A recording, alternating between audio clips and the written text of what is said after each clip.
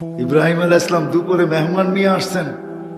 ওনার অভ্যাস ছিল মেহমান ছাড়া খাইতেন না। যখন প্লেটে বসছে তো পরিচয় নিতে যে বাহির হয়ে আসছে সূর্যের পূজারী। তো বলছে, আমার খাওয়া তুমি খাও, তো খাও কি করে? আমি তো খলিল, তুমি সূর্যের পূজারী, আমার আল্লাহকেই চিনো না। হ্যাঁ, সমচিন না, তুমি আমার খাওয়া খাও। উঠায়া দিছে। ঘরের থেকে বাহির হয়ে মনে হয় একটু দূরেই গেছে। তো আল্লাহ চিৎকার দিয়া বলছে, খলিল, 250 বছর 3 বেলা খাওয়াইতেছি, নাস্তা দুপুর রাত্র, 1 বেলা খাওয়াইলেন না, উঠাইয়া দিলেন। বন্ধু হইলেন তো হইলেন কি করে? বানাইছি তো আমি। 250 বছর তো 3 বেলা খাওয়াই, আপনি 1 বেলা খাওয়াইলেন না। বাস শুনতে দেরি, উঠা পিছে দৌড়াইছেন। যে ধরছে, চল ভাই খাইতে। বলছে, শোনো, আমি এরকম নির্লজ্জ না যে তুমি উঠাইয়া দিচ্ছ আবার ডাকবে আর প্লেটে যে বসা পড়বো। আরেকটা কথা শোনো, এটাও আমি জানি তুমি আমার পিছনে দৌড়ানোর পাত্র না। বলো করছে কি, কেন আমার পিছে দৌড়ে আসলে? তো পানি ছেড়া দিয়া বলছে, মালিক পাঠাইছে, তোর কথা সত্য, আমি তোর পিছে ছুটার ব্যক্তি না। মালিক বলছে, বন্ধু 250 বছর 3 বেলা খাওয়াইতেছি, 1 বেলা খাওয়াইলেন না। বলছে, মালিক না পাঠাইলে আসতাম না। বলছে, কোন মালিক? বলে, আল্লাযী খালাকাকা মিন মাইন মাহিন, তোকে যে 1 ফোঁটা পানির থেকে তৈরি করছে ওই মালিক। বলছে, সত্য? বলছে, নাইলে দৌড়ে আসলাম। তো আসলাম কেন? আগে হাত বাড়া, ওই মালিকের হয়া নেই, পরে প্লেটে যাব। আল্লাহকে রাজি করা বড় সহজ। এটা হাদিসের কাহিনী দিলাম। দ্বিতীয়টা শুনেন। 200 বছর মূর্তির সামনে বসা বসা সনম সনম করতেছে। ভুলে মূর্তির সামনে বসা অবস্থায় বলে ফেলছে সামাদ। বলতে দেরি, আল্লাহ জবাব দিতে দেরি করেন নাই। সমগ্র জগৎ কাঁপায়া জবাব দিচ্ছেন, লাব্বাইক ইয়া আবদি। বন্দা, আমি উপস্থিত। সব সৃষ্টি হাক্কা বাক্কা খায়া গেছে। এখনো তো মূর্তির সামনে বসা, ভুলে না ডাকলো সামাদ। আল্লাহ জবাব দিছে, 200 বছর অপেক্ষা করতেছিলাম, আমাকে ভুলে হইল একবার ডাকুক, একবার ডাকুক। দ্বিতীয় জবাব দিছেন, ও সাড়া দেয় না 200 বছর ধরে, আমিও যদি না দেই, ওর আর আমার পার্থক্যটা থাকবে কোথায়? রাত্র যখন গভীর হয়, তো আল্লাহর সাথে লাগানো, আল্লাহকে রাজি করা। আমাদের মালিক বড় সহজে রাজি হয়ে যায়। আমি এটা বলবো না যে গুনাহ হবে না, না, গুনাহ হবে, গুনাহ হবে, আমি মানি। কিন্তু রাত যখন আসবে, তো দিনের গুনাহ রাত্রে থাকবে না। আবার যখন দিন হবে, তো রাত্রের গুনাহ দিনে থাকবে না। না থাকার জন্যই আল্লাহ এই কথা বলতেছেন, ইন্নাল্লাহা ইয়াবসুতু ইয়াদাহু লাইলান হাত্তা ইয়াতুবা মাসিআন নাহার। রাত্রে হাত প্রসারিত করেন, দিনের নাফরমান যেন তওবা করে নেয়। তওবা। আমার দিনে প্রসারিত করেন, হাত্তা ইয়াতুবা মাসিআল লাইল। সারা রাত্রে নাফরমান যেন সূর্য উঠার সাথে সাথে মাপ চায় নেয়।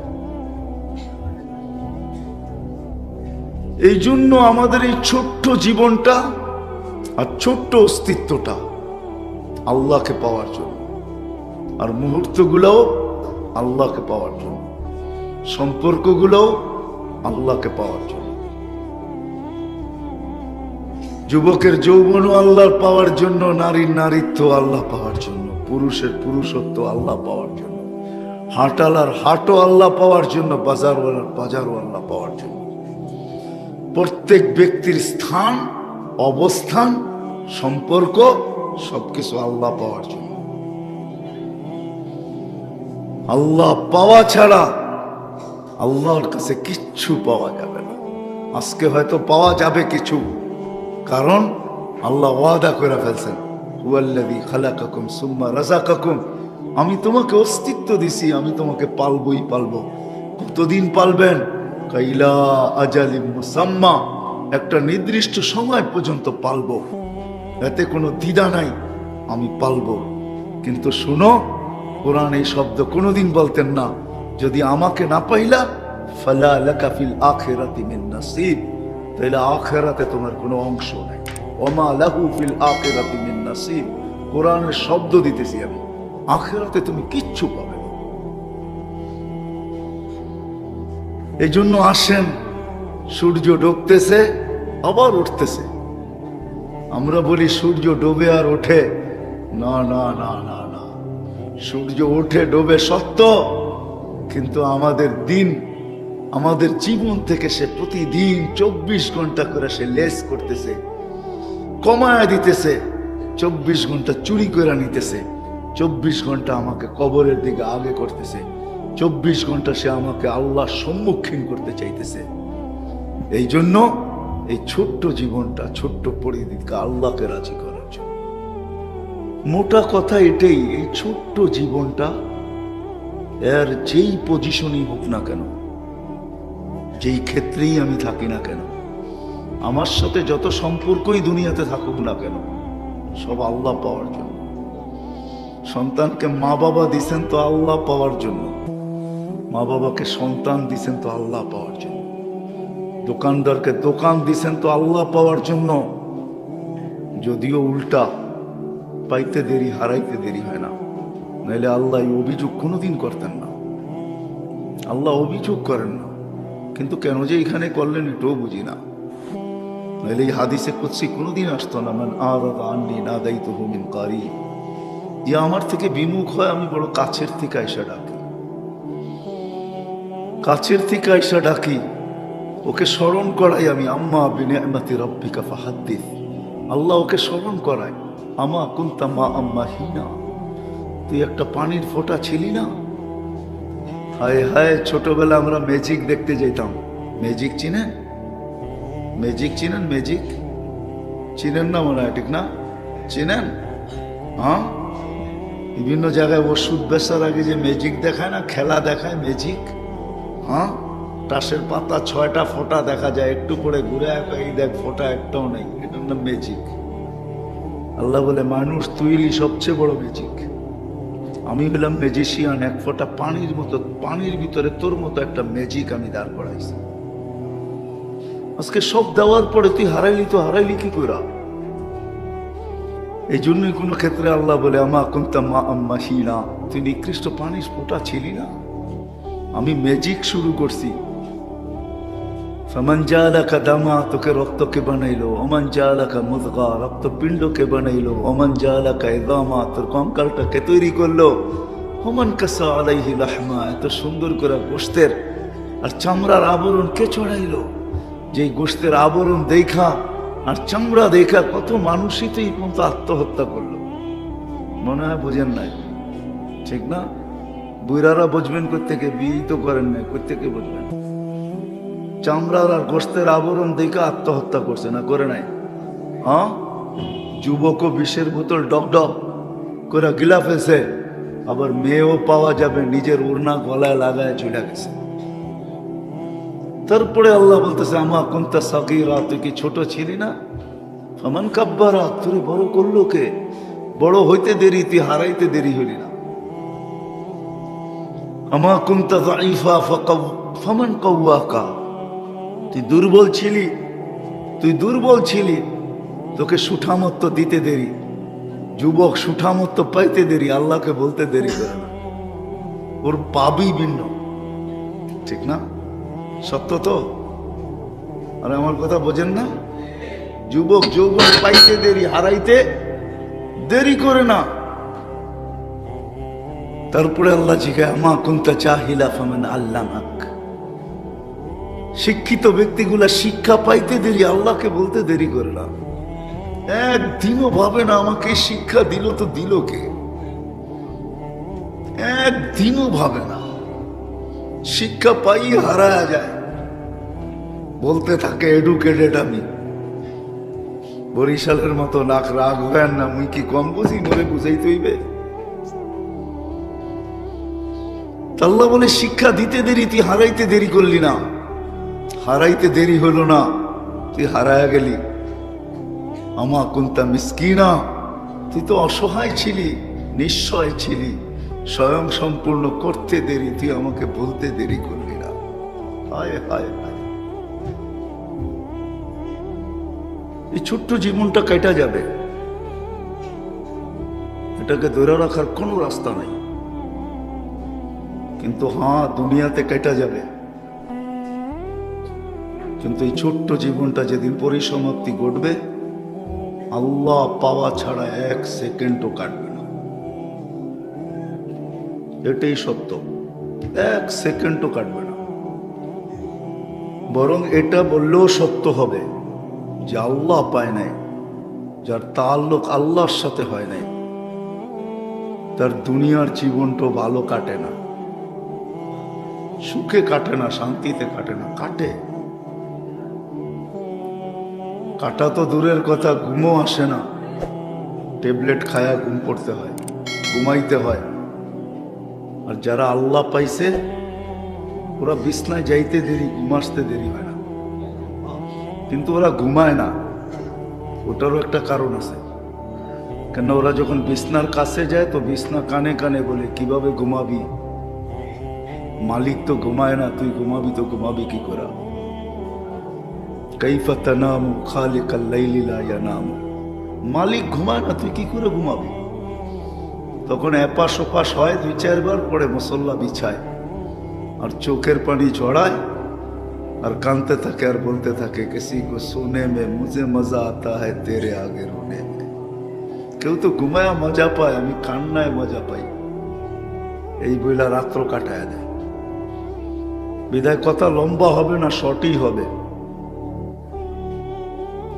এটা ছিল চাওয়ার সময়, শোনার সময় না, আল্লাহকে পক্ষে নেওয়ার সময়। এই জন্য ফাজাইলে আমলও আছে, মানুষ রাত্র 3 ভাগে কাটায়। ছোট্ট একটা কাহিনী আছে মনে হয়, ছোট্ট কিছু কথা আছে ওইখানে লেখা। আসলে এটা চাওয়ার সময় ছিল, বয়ান শোনার সময় না। কেন আল্লাহ পাওয়া ছাড়া এই ছোট্ট জীবনটা কেটে যাবে, দুনিয়া কেটে যাবে, কিন্তু মরার পরে 1 সেকেন্ডও আল্লাহ পাওয়া ছাড়া কাটবে না। এই জন্য আমাদের এই ছোট্ট জীবনটার উদ্দেশ্যই এটা। যুবকের যৌবনের উদ্দেশ্য আল্লাহ সঙ্গে নেওয়ার জন্য।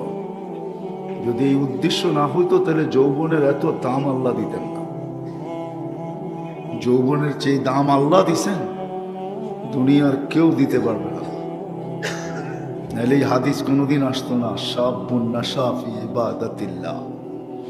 ওই যুবক যে যৌবন আল্লাহকে দিছে, আল্লাহ আরশের নিচে ওকে সুপার ডিলাক্স গ্যালারিতে জায়গা দিবে। এই হাদিস কোনোদিন আসতো না। আবারও বলি, আল্লাহ পাওয়া ছাড়া দুনিয়া কেটে যাবে, কসম খোদার মৃত্যুর পরে কাটবে না, বরং দুনিয়াটাও কেটে যাবে। আল্লাহ পাওয়া ছাড়া দুনিয়ার মজাও পাওয়া যাবে না।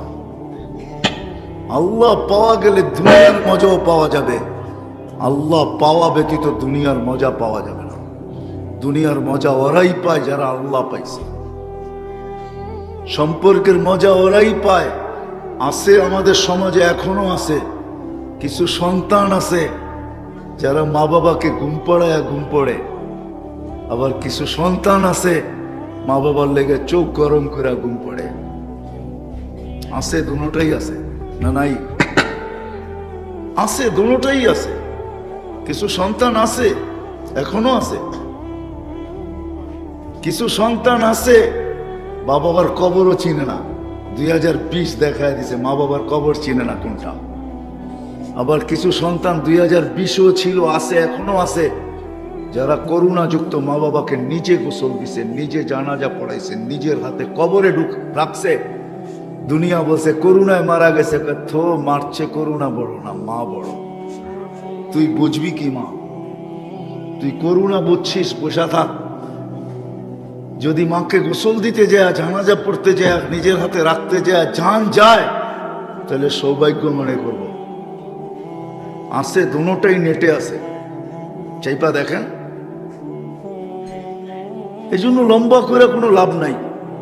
আমার পরেও হয়তো কেউ আসবে, আপনাদেরকে শোনাবে ছোট্ট জীবনটা, ছোট্ট অস্তিত্বটা, কসম খোদার। আল্লাহকে পাওয়ার জন্য, আল্লাহকে রাজি করার জন্য, আল্লাহকে সঙ্গে নেওয়ার জন্য। আমার বিবেক বুঝুক আর না বুঝুক, হইতে পারে নাও বুঝতে পারে, এটারও আমার কাছে একটা যুক্তি আছে।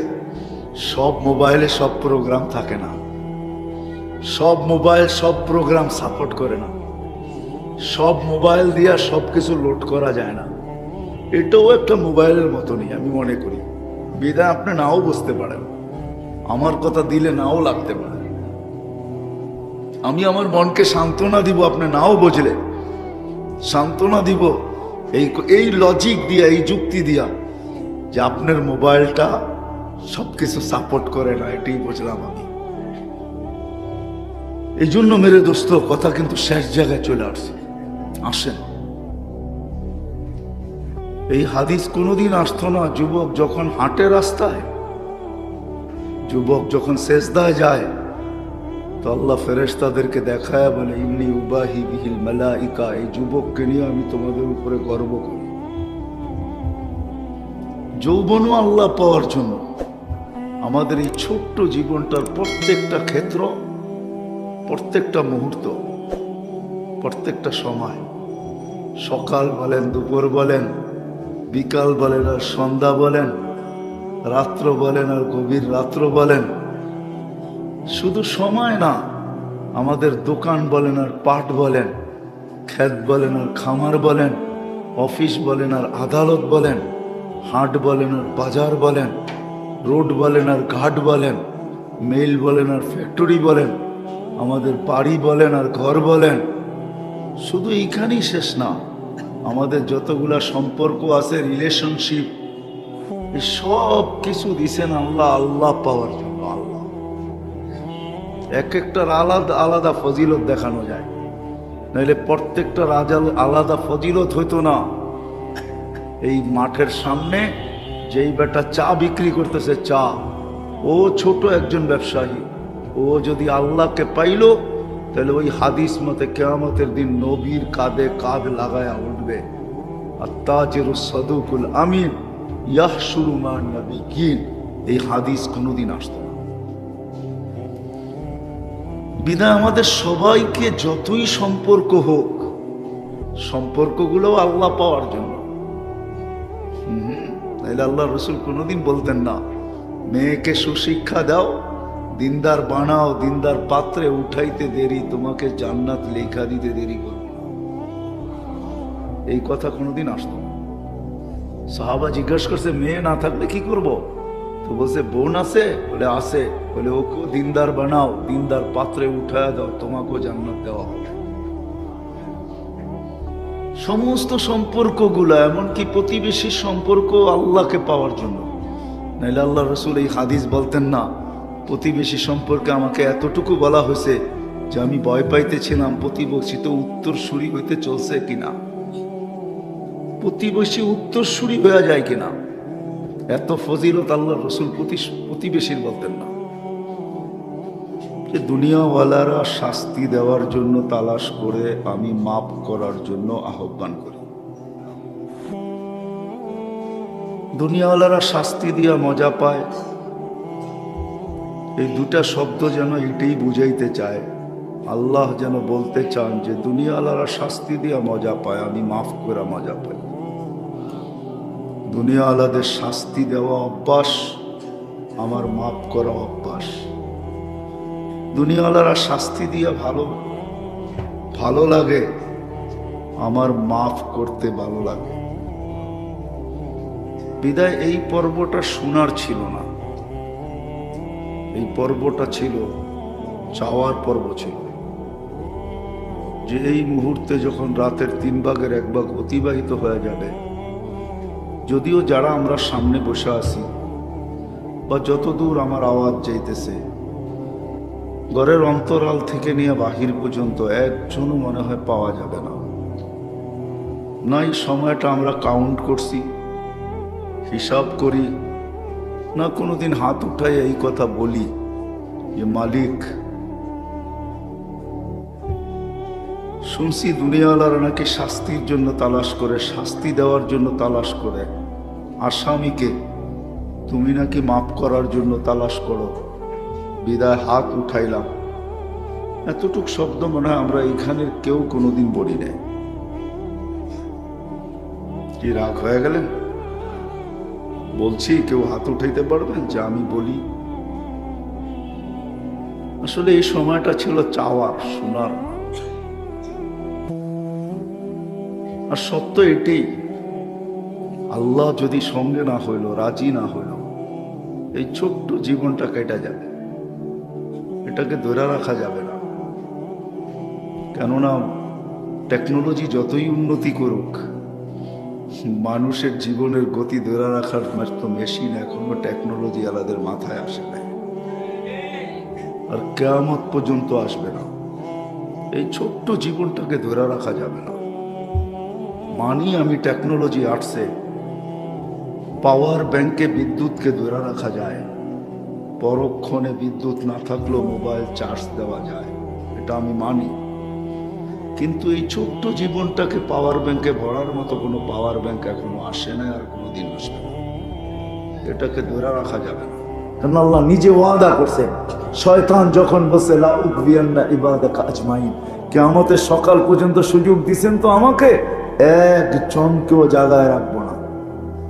তা আল্লাহ চিৎকার দিয়া বলছে, আমি ইস্তেগফার নাযিল করলাম, মা সালা ইস্তাগফির আগফির, আমি তওবা করতে দেরি, মাফ করতে দেরি করব। শুধু তওবা দেন নাই, গুনাহকে তার জায়গার থেকে কিঞ্চিত বাড়তে দেন নাই, এক সুতা বাড়তে দেন নাই। এক গুনাহকে এক গুনাহ রাখছেন, আর নেকিকে 10 বাড়াইছেন। আল্লাহ 10 বাড়াইছেন, কিন্তু আমাদের নবীজি কতটুকু দয়ালু, আমাদের দিকে তাকায় বলছে, আল্লাহ আমার উম্মত আর আমি মাত্র 10।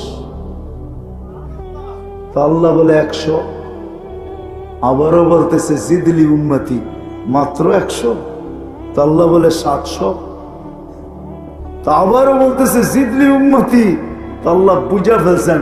আল্লাহ বলে বন্ধু সংখ্যা বললে আপনি খালি বাড়াইতেই পারবেন। তারপরে আল্লাহ বলে দিচ্ছে বেগায়রে হিসাব, এতটি দিমু যে আপনার উম্মতের কাছে এই সংখ্যা নাই। সংখ্যা অতীত দিমু, সংখ্যা নাই। কেমন দয়ালু নবীজি আমাদের। এই জন্য শিখি, আর শিখার ক্ষেত্র সুযোগ বাংলাদেশের মতো দুনিয়ার কোথাও নাই। চ্যালেঞ্জ আমার সাথে, কোথাও নেই বাংলাদেশের মতো এরকম সুযোগ। কদমে কদমে হক্কানি আলেম, কদমে কদমে হক্কানি আল্লাহ ওয়ালা, বাংলাদেশের মতো কোথাও নাই। যেরকম হক্কানি আলেম ওলামারা আল্লাহ ওয়ালারা, এরকম শিখার জন্য সোহবতের পরে প্রথমটা হলো সোহবত, হক্কানি আলেম আল্লাহ ওয়ালাদের কাছে আসা, তারপরে মেহনত। এটারও যে যেরকম সহজ রাস্তা বাংলাদেশে আছে, দুনিয়ার কোথাও এরকম সহজ রাস্তা নাই। সেটা হলো দাওয়াত ও তাবলীগের মেহনত। ওটাকে ইনশাআল্লাহ 13 তারিখে 13, 14, 15 টঙ্গী ইজতেমায় বিশ্ব ইজতেমা হবে, জানুয়ারি 13, 14, 15 হক্কানি ওলামাদের নেতৃত্বে যেটা হবে ইনশাআল্লাহ। ওইখানে যাব, কি বলেন? কে কে যাবেন দেখি? পাক্কা না এমনি বলতেছেন? যাব, আল্লাহকে রাজি।